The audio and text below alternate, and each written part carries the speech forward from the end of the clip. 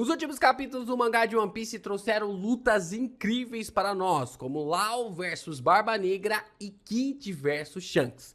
Acho que é um dos cenários que muitas pessoas estavam esperando no mangá de One Piece, né? Duas grandes batalhas para dois grandes personagens e com dois personagens já consagrados também na trama de One Piece. Ter o Shanks lutando contra o Kid mostra para nós que finalmente, depois de 25 anos de espera, nós teremos ali uma batalha do Shanks, mostrando os poderes do personagem.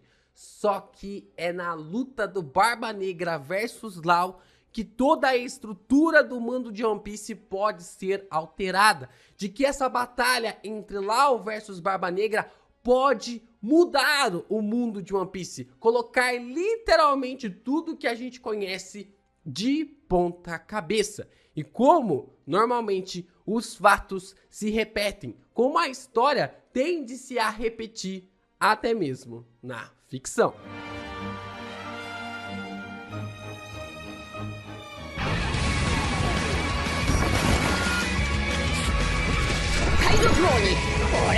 Ô, Geeks, aqui é o LP e vocês estão no canal do Geek Brasil. Fiquem ligados porque esse vídeo contém spoilers do mangá de One Piece. Sim, pessoal, vamos aqui falar sobre essa teoria que, cara, me deu até arrepio.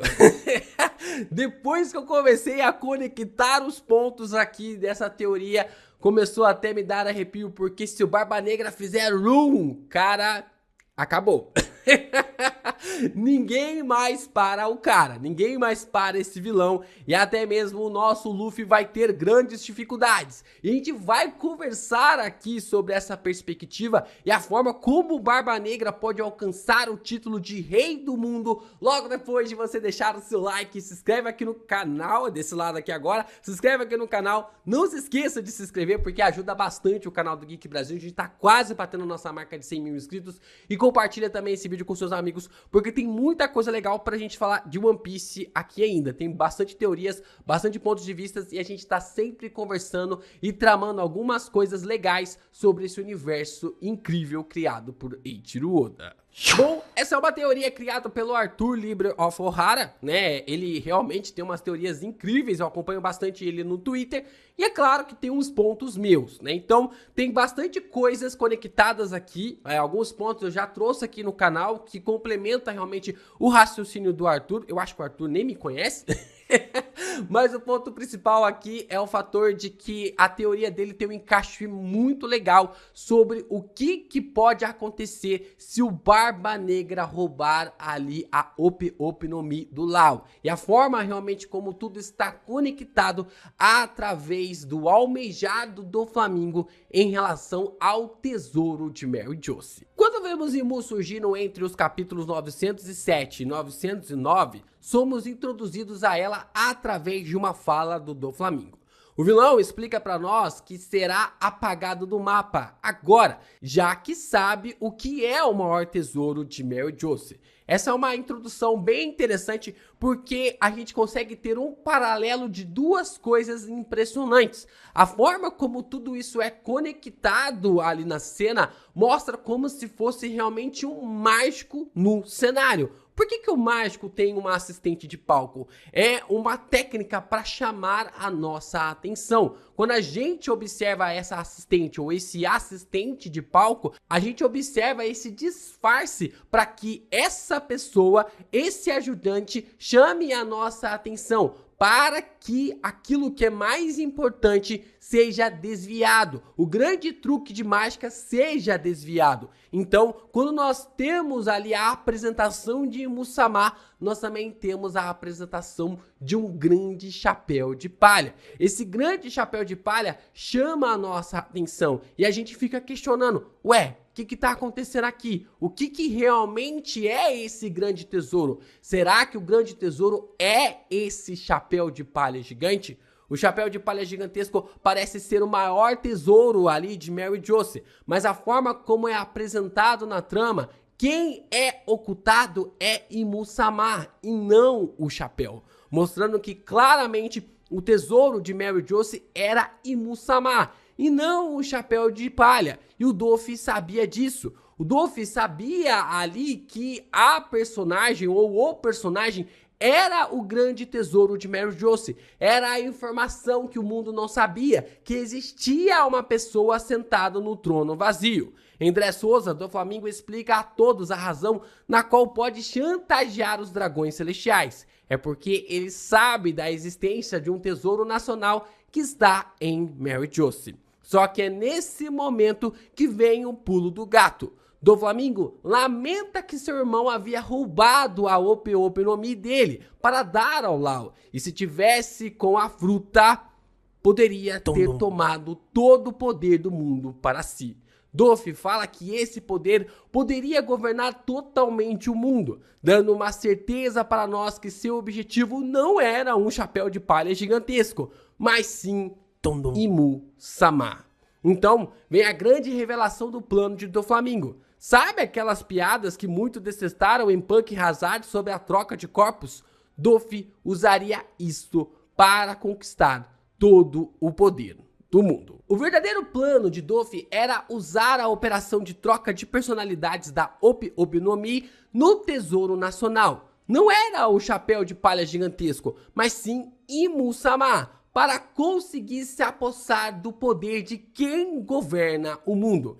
Quem diria que uma piada que foi trazida em Punk Hazard de uma forma categórica ainda pode ter grandes segredos por detrás. Mas existe algo relacionado a isso ainda mais obscuro, que pode conectar as tretas envolvendo Imu-sama, que é Rocks de Shebeck.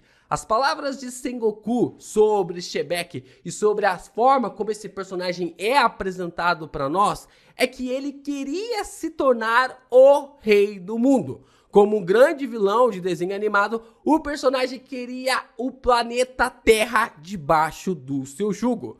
E o local onde o atrito existiu entre Roger, Garp e os Rocks foi apagado da história misteriosamente. Um poder absurdo que é claro que uma hora ou outra chegaria aos ouvidos de Doff, já que ele era o rei do submundo, já que até mesmo ali a malha do submundo caindo nas mãos do próprio Bug fez com que o personagem se tornasse um imperador. Essa malha do submundo do Doflamingo era tão grande, mas tão poderosa, que deu o poder para o Bug se tornar um grande imperador. E isso é reforçado ainda mais lá na saga em Dressrosa. Doflamingo já sabia que existia alguém sentado no trono vazio e que essa informação com a pessoa certa envolvendo ali locais errados criaria a maior guerra de todos os tempos. A guerra do século vazio seria fichinha perto do que o Doflamingo poderia contar sobre essa pessoa sentada no trono vazio. Essa informação e esse poder completo em suas mãos. Mas o Doff não queria isso. Doff não queria uma guerra. O objetivo e a perspectiva dele era o poder por trás dessa pessoa. O paralelo é perfeito entre Imu-sama e Doff, com várias características do personagem com o governante. Pessoas ajoelhadas servindo Doff, pessoas ajoelhadas servindo Imu-sama. Doflamingo querendo governar o mar. Imu-sama é aquele que governa o mundo e provavelmente seja o mar que Doff quer dominar. Isso complementa ainda mais a teoria do Vegapunk no capítulo 1069 de que é por isso que o mar rejeita os Akumados, de que o mar, sendo a mãe natureza e a origem de toda a vida, é por isso que rejeita os Akumados, que é as frutas do diabo. A rejeição ali do próprio demônio em relação à deusa ou ao Deus que criou todas as coisas. Uma das coisas interessantes entre Doff e Imu-sama é aquele que tem a mesma quantidade de disparos de uma arma relacionada ao governo. Imu usou 16 tiros para acabar com Lulusia e Doff usou 16 disparos em seu ataque final no combate em Dressrosa. E o mais interessante é que isso está conectado com o 1 e o 6 em japonês, que também pode ser lido como Imu. Só lembrando que o 6 é um número extremamente importante em One Piece. E nós ainda temos o grande paralelo de Umi, que é a mãe natureza japonesa. O demônio do mar, que ao contrário podemos ver como Imu, que ascendeu ao posto de divindade na história, que possivelmente ascendeu ali ao posto de divindade na história de One Piece. Nesse sentido, Doflamingo faz o papel contrário, um dragão celestial que se tornou profano e assim acabou se tornando um demônio celestial. Se Mu fosse o diabo, fonte de todas as Akuma no Mis, isso explicaria porque a família Don Quixote disse que se Doflamingo pudesse se tornar o rei do mar, ele seria capaz de mostrar a ele seus sonhos. Porque Imu literalmente mostrou às pessoas que seus sonhos poderiam ser criados através de Akuma no Mis.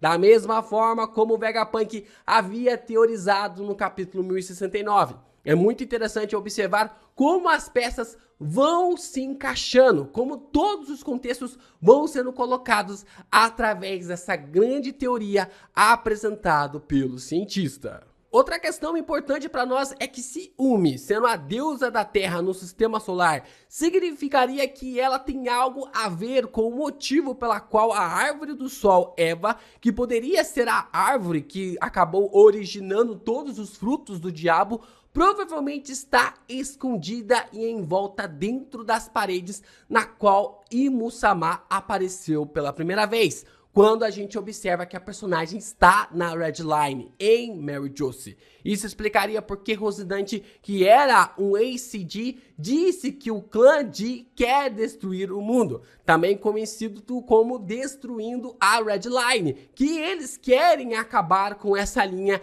que acaba impedindo o correr ali da humanidade, e com isso se tornando os inimigos naturais de Deus. Ou em outras palavras, literalmente os inimigos da natureza, os inimigos da mãe natureza, os maiores inimigos de Imu. E o que fortalece ainda mais esse ponto e que destaca realmente é a recompensa colocada na Opi Opi no Mi.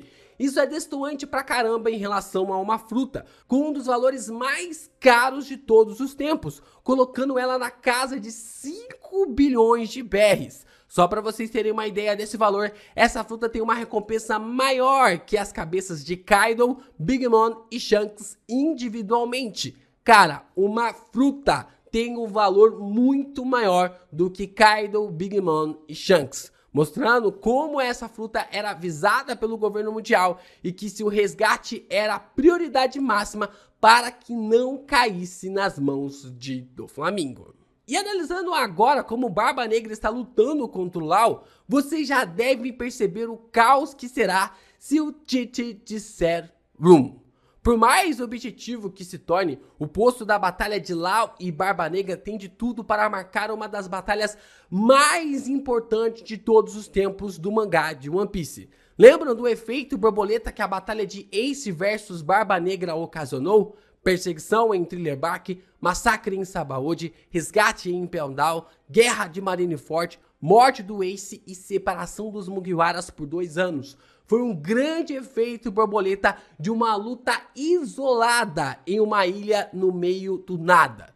Toda vez que o Barba Negra se mexe para lutar em busca do seu objetivo, um caos é arrastado junto com ele. O Barba Negra, ele é arrastado sempre através de um caos. Ele sempre foge das suas batalhas. Ele sempre foge daquilo que não está junto com seu objetivo. Mas quando ele foca em algo, quando ele coloca os olhos em algo, ele não liga para o rastro de caos que ele vai deixar. Se ele não pôde obter a Mero Mero no Mi da boa Hancock, a Opi Opi no Mi com certeza faz parte do seu plano para que ele se torne o rei do mundo. Shebeck, assim como Roger, quando chegou em Lodestar e descobriu que faltava uma última ilha, Laughtale, também descobriu, quando se tornou o mais forte de todos, que ainda restava uma pessoa acima dele, governando o mundo, que ainda restava alguém sentado no trono vazio e por isso acabou ocasionando todo aquele caos.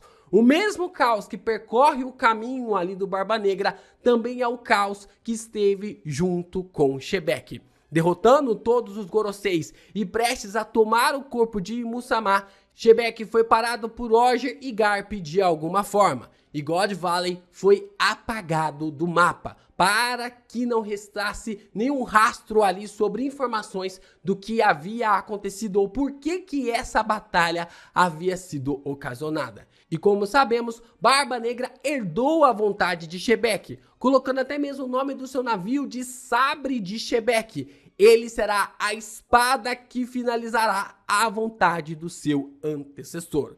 Com a Ope no Mi, Barba Negra pode trocar de lugar com Imu-sama, controlar o mar, gerar Akuma no Mis e sentar no trono vazio para finalmente governar e se tornar o grande rei do mundo de One Piece.